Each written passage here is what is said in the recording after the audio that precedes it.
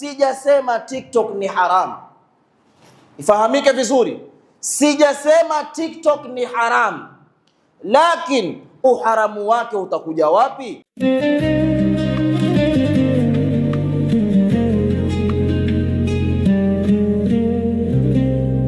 Maudhui ya khutba yetu hii ya leo yatakuwa yanafungamana na matumizi mabaya ya mitandao.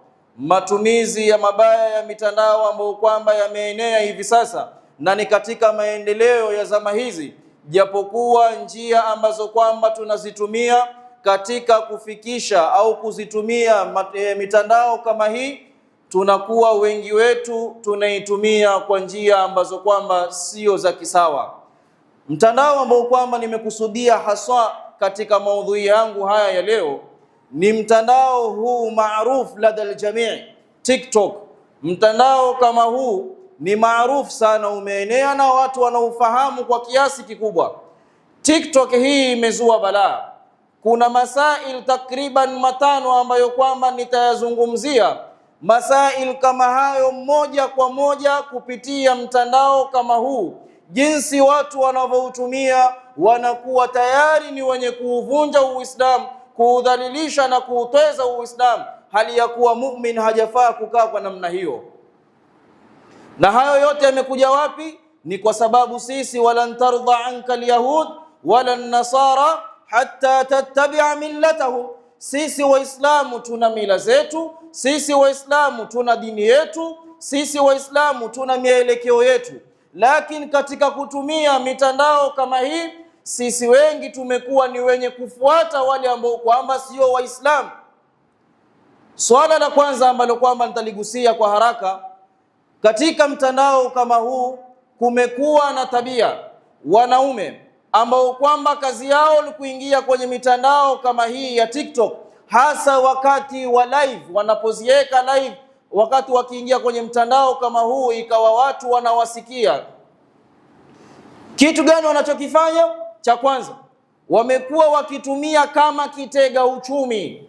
Watu wamekuwa hawafanyi kazi, akawa mtu yuingia kwenye live, kisha akawa hutaka misaada na kuombaomba watu, hata kama shilingi 20 jamani nitumieni, hata kama shilingi 50 nitumie, kile chochote ulichokuwa nacho. Si kwamba yowafurahisha, yeye ni omba hasa, yani hununua bundle kwa makusudio ya kuingia live ili kuomba.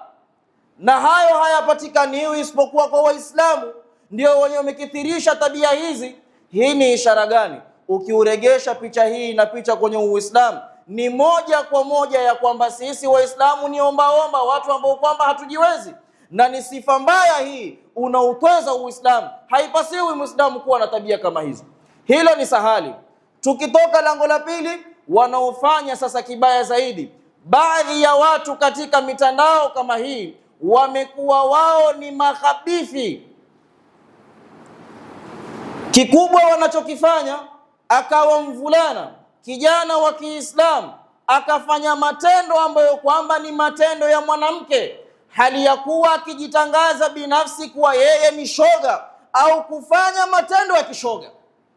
Ajitangaza kabisa, Muislamu ajitangaza mimi shoga jamani. Sasa ikiwa hali kama hii, wewe Muislamu waingia kwenye live mitandao kama hiyo, ikawa walegeza sauti, wajivunja viungo, na kisha katika hayo kuna maasi ya mengine, ni miziki, ni miraa na nini, yote unafanya na kuzungumza kauli chafu kama hizo, na kuonesha ya kwamba mimi na support ushoga. Na tusipochunga huko tunakuelekea, atakuja kusimama ni ustadhi, ni khatibu, imamu kwenye kibla pia shoga. Kwa nini? Mambo hayo ndio watu wafurahia, wakaona iya sawa. Na pabaya zaidi, wakawa wanawake, mabanati zetu, wake zetu, mama zetu, katika malaivu kama hayo mpaka saa 8 usiku wanaingia na kuwasapoti watu sampuli hii. Hivi swala langu kwa dada yangu Muislamu, mama yangu, lau utafurahikia wewe angekuwa na ufanya ushoga kama huo, angekuwa ni brother yako, ni mume wako, ni baba yako, kaka yako, hutafurahikia. Lakini kwa hawa wengine ikawa waonesha sapoti zako na kujinaki na kumtumia matuzo yule kana kwamba analolifanya nzuri, endelea bwana, wampa morali. Haya masail Waislamu tuweni makini, sio mambo ya kufurahikia. Ikawa mtu yuko radhi masaa 2, 3, 4, 5 yuko tayari kuingia live kuishuhudia, lakini kuchukua nusu saa tu, kaa hapa, fanya istighfar, chukua Qur'ani usome, kwake hilo nzito sana. Muislamu haliwezi hilo. Usisome wewe, sikiliza tu, pia vitamshinda. Haya mambo ya ukhabithi yamezidi na yakafungua milango mingine. Ikawa swala la tatu kwenye maudhui yangu, mabanati wa Kiislamu video zao zimeenea kwenye TikTok. Aingia chumbani, akajifungia kwenye room, kisha akawafanya nini? Kama ni nguo akavaa vile vinguo vidogo vidogo vya kuonesha mapaja kiufupi, alhasili yuko uchi. Akachukua, mwanzo wake huanza ntete. Alianza wapi? Ana boyfriend yake humtumia mpicha. Kwanza alivaa siku ya kwanza, mashallah, hijabu, niqab, akamtumia. Na hayo makosa makubwa yako wapi? Ni sisi kina baba munaosimama majumbani kuachia mabanati simu, ama yule mama nyumbani akawa humpa simu, na hapo ndio chanzo cha kuharibikia. Tayari ataanza leo huwasiliana na huyu, ikawa picha yake yaenda kwa mfulana mmoja, ikawa baadaye vijana ni sisi twajuana, hali ziko wazi. Leo utamuonesha mwenzako na fulani, waona, wamuona fulani, mimi ninafika fulani sehemu fulani, kadhalika itaendelea. Mwisho haya zishamtoka, hana aibu tena. Basi anachokifanya sasa, yuwaona kwamba ashasifiwa, sasa yuko tayari kueneza mwili wake nje kwa mitandao. Zikatoka video za Waislamu, ni watoto wetu, ni ndugu zetu, tuko nao majumbani. Aliyokosa haya kabisa akamchukua na mkewe, wakawa wote pamoja kwenye mtandao live. Na hivi sasa zimetoka tabia, watu husafiri, habari tunazo, wakawa hutembea nchi zingine, kijana na mwanamke hawajaoana, kisha wakawa hujianika, yani maasi ya hufanywa wazi wazi bila watu kuogopa. Huku tunakoelekea, mtandao huu mmoja umeharibu mangapi katika Uislamu na umefaidisha mangapi kwenye Uislamu? Sisi tumekaa tukajipima, na yote matatizo haya mabaya ni sisi tunaosababisha. Lakini waona kumpa mwanao simu ndiyo mapenzi, waona ukimnyima itakuwa vipi huyu, atakaa vipi huyu, hapa nyumbani itakuwa kama yapaona dhiki. Leo kumzuia binti yako asitoke, akitoka awe na mahrim, hayo yote wewe huyafanyi, kwako ni uzito.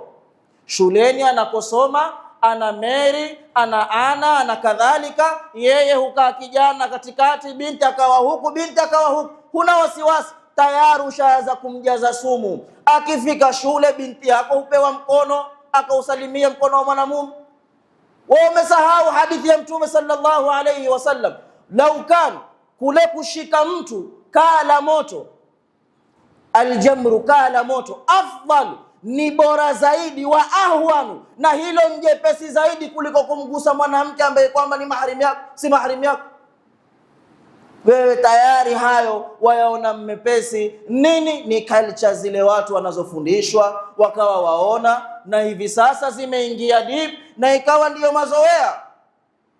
Kesho kuto ukionyeshwa mwanao, angalia mwanao ametrendi, kisha watu kaupeana na pongeza kabisa kwa yale mabaya yanayotendeka. Ukiweka kizuri, utapata saa ngapi likes, utapata saa ngapi followers. Weka mambo yenyewe haya, wakawa wamfundisha na kadha na madance, na hii system ya CBC iliyokuja sasa na music na nini, hajalazimishwa. Lakini ule ushetani ambao kwamba alishapata ushawishi tayari umeingia kwenye damu yake, inachemka. Ikawa akija kwako nyumbani hujifanya yeye hakuna mcha Mungu kama yeye, lakini akishatoka pale au akiwa peke yake, ule uibilisi anao wewe kama masulia. Hayo wayajua, hayo wayafuatilia.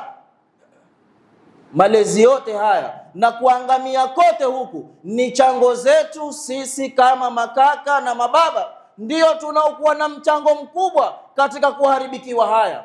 Na hasa haya ya affect katika upande wa jinsia ya pili, kina dada zetu na mama zetu ndio waliokithiri zaidi kwenye mitandao kama hiyo.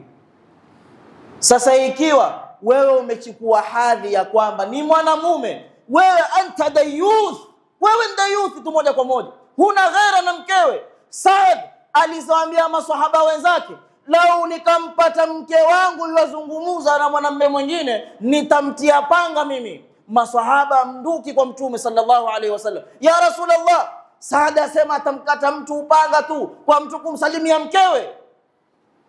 Tumewauliza, ataajabuna bighairati Saad, hivi nyinyi mwastaajabu na wivu wa Saad? Biala, fa ana aghyaru min Saad wallahu aghyaru minna jami'an, mimi nina wivu zaidi ya Saad, usinione hivi, na Allah ana wivu zaidi kuliko sisi sote. Kaifu wewe leo wapata ujasiri gani ukachukua na mapicha na mavideo wewe na mkeo, ikawa mwaimba kwenye bedroom yenu wapi, kisha ukaiweka kwenye mtandao? Nini usifiwe tu basi? Na yote haya wingi wao, percentage kubwa, athari hizi ni Waislamu. Hapa ndipo panapoliliza zaidi. Ikaonekaniwa Uislamu dini ya mashoga, ikaonekaniwa Uislamu dini ya wadhalilishaji, Islamu dini ya watu ombaomba, Uislamu dini ya watu wa kufanya uhasharati na kila aina ukhabithi kupitia mtandao huu mmoja. Wewe Muislamu ni masulia, kullukum ra'in wa kullukum mas'uliyatan an ra'iyati, nyote mtaulizwa juu ya kile ulichokichunga. Hapo kuna hisabu ambayo kwamba Allah amekuwekea, utaenda kumjibu siku hiyo ambayo kwamba lao yauma la yanfa'u malun wala banun. Barakallahu li wa lakum bil Qur'anil azim wa nafa'ani wa iyyakum bil ayati wadh-dhikril hakim. Aqulu qawli hadha wa astaghfirullaha li wa lakum fastaghfiruhu innahu huwal ghafurur rahim wa huwal barrul karim. Nikimalizia katika kipengele cha khutba yangu hii ya leo, makusudio ya mitandao ambayo kwamba tunayo hivi sasa ni suala la kila mmoja wetu kwanza kuiratib nafsi yake, kwa sababu kuna maafa makubwa kama Muislamu. Siku ambayo kwamba wewe utafariki katika mgongo wa dunia kama hii, ukaingia katika tumbo la ardhi, Muislamu unaacha mambo magani ambayo kwamba yatakusaidia huko unakoenda kwenye safari yako? Leo waposti picha ambayo kwamba uko na marafiki zako, mwavala miraa yenu, mwala mapombe yenu, mwafanya kila mnachokifanya cha uharamu. Kibaya zaidi, hawa dada zetu, hizo picha chafu chafu, hawa kaka zetu wengine ambao kwamba wanafanya mambo hayo ya ukhabithi na udayuth. Siku ambayo kwamba utaondoka katika mgongo huu wa ardhi, nani uliyemweka ambaye kwamba atakufutia akaunti zako hizo na mabaya yako uliyofanya? Je, umejipanga wewe ukajua ni kitu gani ambacho kwamba kitakuokoa na adhabu ya Allah subhanahu wa ta'ala? Leo umefariki hapa, una nyimbo zako ulizitunga, ikawa wazifuatanisha na waimbaji, umeposti video zako kadhaa, hata kama mmoja kwenye TikTok umeweka. Kila anayeshuhudia kuanzia sasa hivi uko hai, dhambi share nyote mnapata, na wakati ukifariki sasa ndo kila anayeangalia mtandao kama hiyo na hizo habari. Mara nyingi mtandao huu habari za watu huenea kwa kasi mno. Litatokea tukio Uingereza, lakini leo halitolala, kwa kupitia TikTok utakuwa habari unazo wewe. Sasa utakapofariki ukaondoka katika dunia kama hii, huna uliyemwachia ambaye kwamba pengine hujua mapassword yako, maakaunti yako, akawa hukufutia. Jiulize wewe mwenyewe, hata kama unaye lakini hujui, wama tadri nafsun madha taksibu ghada wama tadri nafsun bi ayi ardhin tamut, hujui utakufa wapi wewe. Huko ulikofia sasa huna mtetezi, wamekujua tu wewe Muislamu wakakuzika. Tabani imeisha hapo. Kulikobakia yale machafu yanapozidi kuenea ndiyo dhambi. Wewe ushafariki lakini mengine yanakufuata. Tubia wakati huu ambao kwamba uko nao. Allah amekupa afya, amekupa izza, amekupa kila aina ya upeo, wewe waweza utumia leo na hulipii nguvu hizo. basi rudi ushukuru kwa Allah subhanahu wa ta'ala. Hii dunia isikughuri, haya maisha yatakwisha, hakuna anayekaa milele hapa. Basi tenda yale ambayo kwamba yatakusaidia. Kinyume chake ni vipi? Leo umetoa ni klipi yako, umefundisha ni hadith, umefundisha ni aya moja, ukaiweka huko TikTok, kuliko kuwa na wabaya wazuri pia wapo, ikawa sadaqatul jariya. Idha mata ibn adam inqata amaluhu illa min thalath au ilmun yuntafa'u bihi. Jambo la pili liko hapo, ikawa elimu yako ile kwa hicho kipande kimoja, kila anaishuhudia, kila inayomfikia kuna asaa mmoja, huenda ikawa ikamuingia siku ulipoweka kipande hicho, ikawa sababu yake tu yeye kuongoka na kuacha yale mabaya ambayo kwamba alikuwa akiyafanya.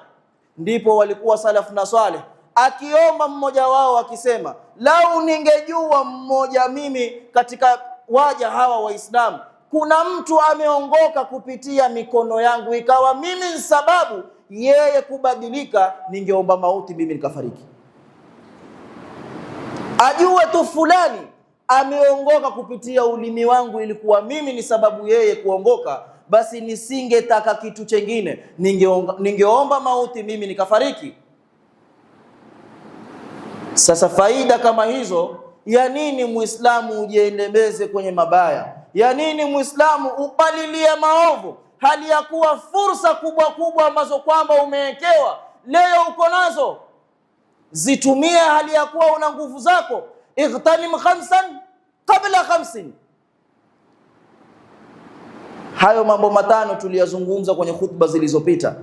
Basi huo wakati ambao kwamba hivi sasa una nguvu zako, una siha yako, zitumie kabla hujaingiwa maradhi wala kifo chako kukufikia. Akhil karim, mitandao hii, kifaa chako cha simu kiangalie, hal huwa takhdimu lislam au yahdimu lislam? Je, kinatumikia kusambaza Uislamu au kinatumikia kuuvunja Uislamu na kuutweza? Hiyo ni neema Allah amekupa, na ataenda kukuuliza juu ya kila neema uliopewa, na hiyo simu ni neema umepewa. Wengine hawana, wanatamani. Kwa hivyo kwa kila ambacho kwamba unacho, mshukuru Allah subhanahu wa ta'ala. Kitumie kitu katika njia zake Allah alichokusaidia. Yatumie mazuri ambayo kwamba Allah amekuhalalishia, ili isiwe sababu yako wewe kwenda kuangamizwa.